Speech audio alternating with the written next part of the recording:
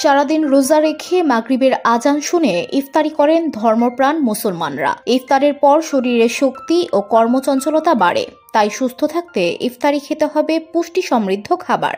ইফতারে অতিরিক্ত মশলায় ঠাসা ও তৈলাক্ত খাবার খাওয়া কমিয়ে এমন কিছু খাবার রাখুন যা আপনার শরীরকে ঠান্ডা রাখবে এবং সারাদিনের ক্লান্তি দূর করে শরীরকে কর্মক্ষম করবে। সঙ্গে পূরণ করবে সারাদিনের পানির চাহিদা। এছাড়া পানির চাহিদা পূরণে ফলের কোনো বিকল্প নেই, তাই ইফতারে রাখতে পারেন 5টি স্বাস্থ্যকর ফল যা পানির চাহিদা পূরণ করে সবসময় শরীরকে ঠান্ডা রাখবে।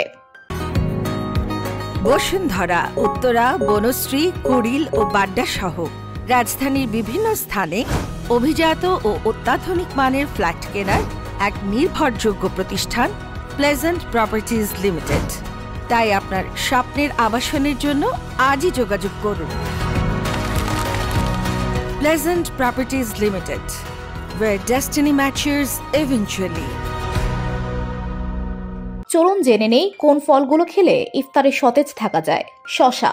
শসায় আছে 95% পানি, ভিটামিন ও মিনারেল। ফলে শসা খেলে শরীরের ভেতর থেকে ঠান্ডা থাকে। এতে ক্যালোরি কম থাকে আর ফাইবার বেশি থাকে, ফলে ওজন কমাতে সহায়ক। তাই প্রতিদিন খাবারে শসা রাখতে চেষ্টা করুন। এমনকি শসার জুসও খেতে পারেন। তরমুজ। গরমকালের অন্যতম একটি ফল তরমুজ।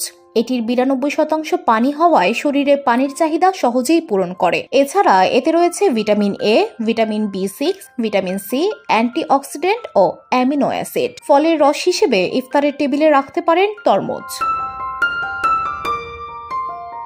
কমলা। মৌসুমী ফল হলেও এখন প্রায় সারা বছরই কমলা পাওয়া যায়। কমলায় রয়েছে 80% পানি, যা এই গরমে আপনার শরীরকে হাইড্রেটেড রাখবে। এছাড়া এতে রয়েছে potassium, vitamin B1, vitamin A, calcium ও কপার। ইফতারিতে পান করতে পারেন 1 গ্লাস কমলার রস। আপেল। আপেল আপনার শরীরকে ঠান্ডা রাখতে সাহায্য করবে। আপেলে রয়েছে pectin, vitamin B, vitamin C এবং অন্যান্য এসেনশিয়াল পুষ্টি উপাদান। সবুজ আপেল খাওয়াটাও খুবই স্বাস্থ্যকর। VOD Bangla news desk.